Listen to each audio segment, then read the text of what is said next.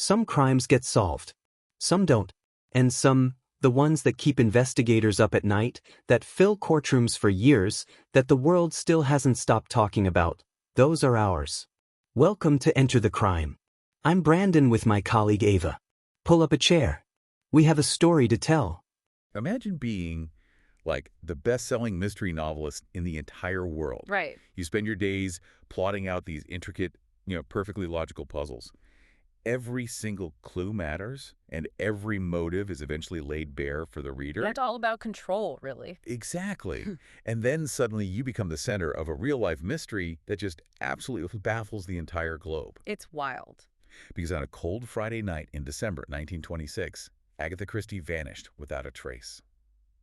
So, welcome to the Deep Dive. Glad to be here. Today we're taking original police reports, 1926 news clippings, extensive biographies, and some modern psychological analyses to unpack those 11 missing days for you. Yeah, we have a really fascinating stack of sources to go through today. We really do. We're going to explore the intense media frenzy, the bizarre investigation, and, well, most importantly, the psychological theories behind her disappearance. I mean, was it genuine amnesia, a cunning revenge plot, or maybe a massive publicity stunt gone wrong? To understand any of those theories, I think we have to start by looking at the physical evidence she left behind. Right. Because the scene itself reads like, well, the first chapter of one of her own books. It is deliberately contradictory. So let's set the scene for you. It's the morning of December 4th. Out in Surrey, near a chalk quarry at a place called Newlands Corner, police find Christie's beloved Morris Cowley car. And the way it's found is just incredibly eerie. Yeah, it's precariously perched right on the edge of a steep slope above the quarry, and it's stopped from plunging over only by some thick bushes. The specific details documented by the Surrey Constabulary are what instantly sparked fears of foul play. Okay, what'd they find? Well, the car wasn't just parked. It looked abandoned in a panic. The headlights are still burning in the daylight. Oh, wow. And the bonnet is chopped up, suggesting engine trouble. But inside this abandoned car, in the freezing December weather, sits a heavy fur-lined coat. Which makes no sense. Exactly. There's a packed suitcase with her clothes and an expired driver's license, but no sign of Agatha. I mean, why would anyone leave a warm coat behind on a freezing night unless they were forced to? And that exact question is what escalated this from, a standard missing person case into a national obsession almost overnight. Right. You have to picture the sheer scale and the logistical chaos of the manhunt that followed. In 1926, the Home Secretary, William Joynson Hicks, he personally pressured the police to make progress because the press was just having a field day. Yeah, it was everywhere. We're talking about a search operation that swelled to include over 1,000 police officers and an estimated 15,000 civilian volunteers. Wait, 15,000 people? Yeah, 15,000. Just think about the logistics of that. In an era before mobile phones or modern coordination, Yeah. just have this small army of civilians trampling through the rural countryside alongside trained police bloodhounds. It was absolute pandemonium. They were dredging a local lake known as the Silent Pool, fearing she had drowned there. And what's historically significant is that this was the very first time in British history that aeroplanes were used in a missing person manhunt. Seriously? Yeah, they had biplanes doing aerial sweeps of the downs, trying to spot her from the sky. The authorities basically threw every modern technological advancement they had at this puzzle. Okay, so while the police are tracking lakes and flying planes, we get to, honestly, one of those bizarre details from the sources. Oh, this part is amazing. Sir Arthur Conan Doyle gets involved. The creator of Sherlock Holmes. Right, the very man who defined forensic deduction for the modern era. Okay, let's unpack this. Wait, the man who invented the greatest deductive detective in literary history, the absolute champion of logic and reason, he bypasses actual sleuthing entirely. He really does. He took one of Agatha Christie's abandoned gloves, completely ignored the tire tracks or the packed suitcase, and handed that glove to a spirit medium to try and psychically locate her. And the psychic vaguely predicted she would be found near water. Which, considering they were searching an island nation, wasn't exactly a groundbreaking or actionable lead. Not at all. It's as if the police and the public were treating real life exactly like the plot of a pulp novel. I mean, no one was looking at the actual woman. They were looking at the spectacle. Yeah, the man who wrote Sherlock Holmes was consulting ghosts. Exactly. But that absurdity actually highlights a crucial shift in the narrative.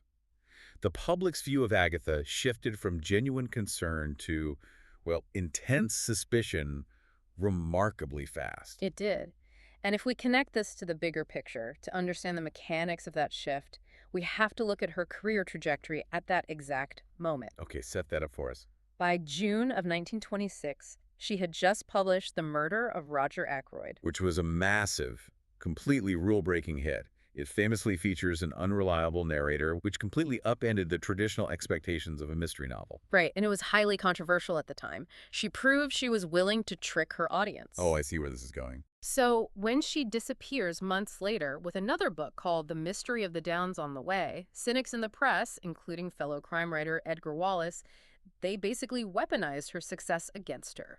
Yeah, they accused her of orchestrating an elaborate, cynical publicity stunt simply to sell more books. Exactly. But I mean, if we look at the actual evidence of her personal life, Yeah. that accusation is just staggeringly cruel. The sources detail a woman who was enduring a catastrophic amount of emotional distress at the time. She really was. Her beloved mother, Clara, had died earlier that year from bronchitis. Agatha was devastated and was left to clear out her childhood home, Ashfield, completely alone. Because her husband, Archie Christie, entirely removed himself from the situation. Right. Archie, who was a former World War I pilot, was notoriously uncomfortable with illness and emotional pain. He just refused to support her. Wow. And while Agatha is actively mourning her mother, Archie delivers a second crushing blow. He confesses that he is having an affair with a 25-year-old secretary named Nancy Neal. And then he demands a divorce. Yeah. So on the night she disappeared, they had a bitter argument because Archie calmly announced he was leaving for the weekend to stay with friends, specifically so he could be with his mistress. It's just brutal. She is dealing with the profound grief of losing her mother, the ultimate betrayal by her husband, the impending collapse of her family. I mean, she had a 7-year-old daughter, Rosalind, at home. Yeah. Yet society's reaction is to point fingers and call her a manipulative marketer. This is where historian Lucy Worsley provides some really vital context in our sources regarding 1920s British society. What does she point out? Well, she notes that the public of that era, still heavily influenced by the stoic, stiff upper lip mentality following the First World War, was deeply uncomfortable with the reality of mental trauma. Oh, interesting. The idea that a prominent, wealthy, successful woman could be suffering from severe mental illness or breakdown, it kind of threatened their social order. So it's far easier for the public to villainize her than to empathize with her. All right, exactly. So essentially, society looked at a woman whose entire world was collapsing and said, well, she must be doing this for attention. It's like ignoring a burning house because you're convinced the homeowner just wants to show off their new fire alarm. That's a great way to put it. But if she wasn't looking for publicity, what was actually happening inside her head when she drove away into the freezing night? That question forms the central debate among biographers and psychologists today. Our sources basically present two major conflicting theories: Which are? the revenge theory and the fugue state theory. Okay, let's dive into the revenge theory first, championed by researchers like Jared Cade, because the evidence here is incredibly provocative. It really is. When Agatha is finally discovered 11 days later, she is staying at a luxury spa hotel in Yorkshire, and the name she used to check in, Teresa Neal. Yeah. Using her rival's name completely changes the math here. It transforms the event from a tragedy into an active, calculated provocation. Neal being the exact surname of Archie's mistress, yes. Cade and others argue this points to a highly deliberate act of what Edgar Wallace called mental reprisal. Mental reprisal, I like that term. A theory goes that she wanted to publicly humiliate Archie. By crashing the car and vanishing, she subjected him to a massive police shadow. The entire country suspected him of murdering his wife. Oh. So from this perspective, she engineered a scenario to utterly ruin his reputation and perhaps even frame him, all while sitting comfortably in a luxury spa. I mean, it's a brilliant, almost terrifyingly competent narrative, especially for a master mystery writer. Definitely. But the clinical perspective, championed by medical biographer Andrew Norman, offers a completely different neurological explanation, right? Yes. Norman argues that under the crushing combined weight of grief and marital betrayal, Christie didn't plan a revenge plot at all. Okay. He believes she suffered a psychological break known as a dissociative fugue. And we need to define how that actually works for you guys. Yeah, a dissociative fugue is a rare psychogenic condition. Think of the brain like a complex electrical grid. Right. When a massive emotional power surge hits like compounding grief and profound betrayal, the system doesn't just explode. It trips a circuit breaker to protect the core infrastructure. That makes sense. That tripped breaker is a fugue state. The brain literally shuts off access to autobiographical memory so the physical body can survive the trauma. The person often wanders away and sometimes adopts a completely new identity. So under this theory, her use of the name Neil wasn't some vindictive taunt designed to frame Archie. Right. Her traumatized subconscious just latched onto the very source of her psychological fracture, her rival, and adopted it as a protective shield. Exactly. Her brain overwrote Agatha Christie with the identity of the woman who was currently safe, the woman Archie actually wanted. Okay, but here's where it gets really interesting, and I have to push back on this medical explanation a bit. Sure. I hear what you're saying about the brain tripping a circuit breaker, but let's look at the actual logistics of her journey. She leaves her car on the edge of a quarry, packs a suitcase, manages to navigate to a train station, buys a ticket, travels all the way to London, goes shopping at Harrods, takes another train up to Yorkshire, and successfully checks into a luxury hotel under her rival's name. It is a lot of steps. Right. Does a subconscious brain on autopilot really remember to pack an evening gown and flawlessly execute an 11-day masquerade? It's the ultimate tipping point, and it's honestly why the public in 1926 largely rejected the medical explanation. Yeah. But modern psychology actually accounts for this. The key is understanding the difference between autobiographical memory and procedural memory. Okay, break that down. In a dissociative fugue, you lose your autobiographical memory, who you are, your personal history, the emotional pain attached to your identity, but your procedural memory, the how-to manual of your brain, remains completely intact and functional. Ah, so she forgets she is Agatha Christie, but she doesn't forget how to be a human being in 1920 society. Precisely. Have you ever driven all the way home from work, pulled into your driveway, and realized you have absolutely no memory of the actual drive? Oh, all the time. That's your procedural memory running the show while your conscious mind is elsewhere. People in a fugue state are remarkably high-functioning. That's fascinating. They still know how to drive, how to handle currency, how to read a train schedule, and how to behave elegantly in a high-class hotel. Right. So packing a bag and navigating to Yorkshire doesn't invalidate the diagnosis of a fugue state. It actually perfectly aligns with the mechanics of the condition. She wasn't acting like Agatha Christie. She was seamlessly operating as Teresa Neely, a bereaved mother from South Africa, utilizing all her ingrained societal skills. The highway hypnosis analogy makes perfect sense. Her procedural memory is driving the car, literally and figuratively. Exactly. But that brings us to Harrogate, Yorkshire, and the surreal reality of those 11 days.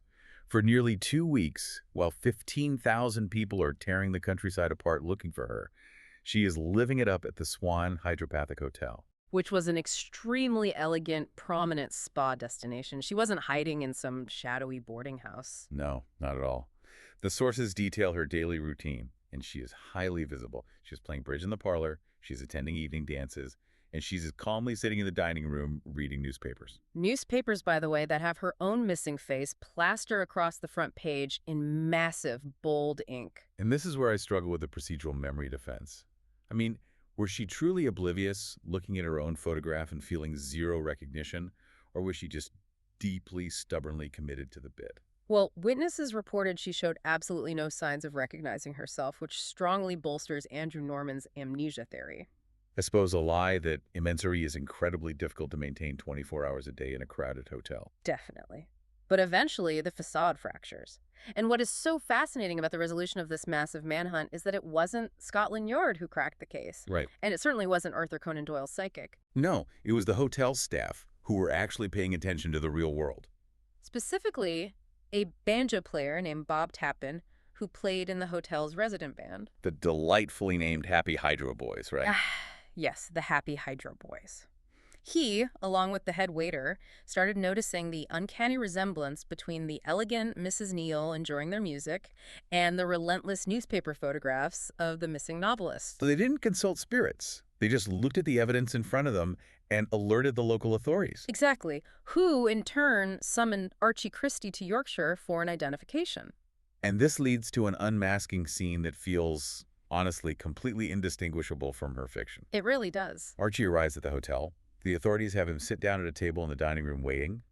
Agatha walks in, sits at a totally different table, And when she finally looks over and sees the husband who betrayed her, witnesses say she looked genuinely confused. Yeah. She famously turns to the people near her and remarks, "Fancy, my brother has just arrived." It's such a chilling, ambiguous detail. It so deeply mirrors the structural tropes she practically invented for the modern mystery genre. Oh, absolutely. You have the tension-filled reveal in an enclosed, upper-class setting, a dining room.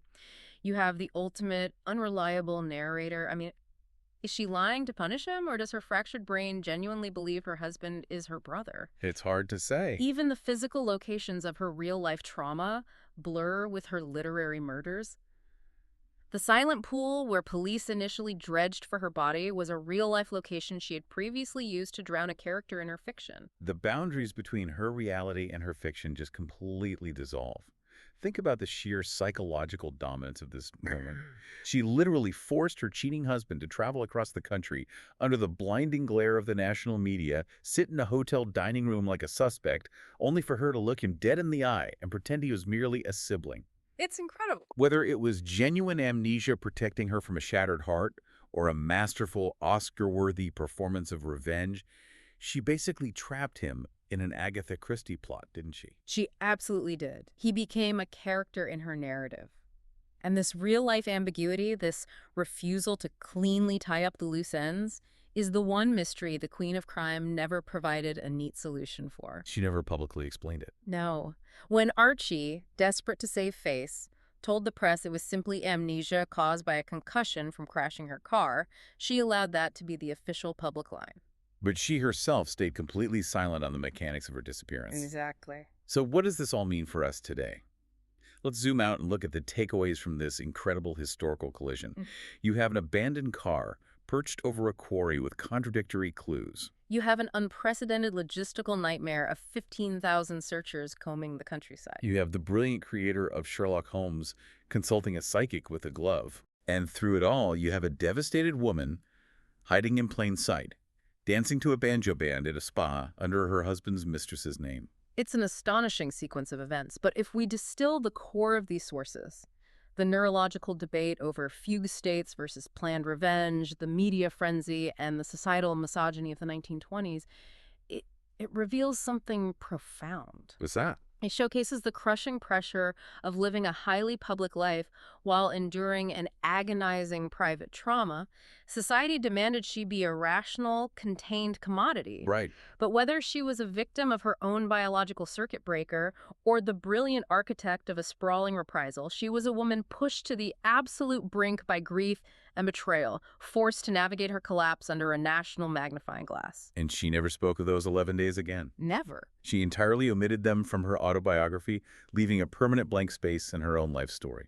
But I want to leave you with one final thought to mull over, something that bridges the woman and the legend. After this profound, terrifying loss of control in her own life, after experiencing a mystery with no neat explanation, Agatha Christie spent the next 50 years writing dozens and dozens of books. Yeah. And in every single one of those fictional worlds, no matter how chaotic, violent, or confusing the mystery appears at first, it is ultimately controlled, explained, and perfectly resolved by the final chapter. That's a huge contrast to her own life. Exactly. Did the unresolved trauma of her own missing days, the one puzzle she couldn't or wouldn't solve, become the secret psychological fuel that drove her to create a universe where nothing is ever left unsolved? But when reality refuses to offer closure, perhaps fiction is the only place we can truly manufacture it. The ultimate coping mechanism. So the next time you pick up a whodunit, remember the author who lived through a mystery even she couldn't or wouldn't explain. Thanks for joining us on this deep dive. We'll catch you on the next one.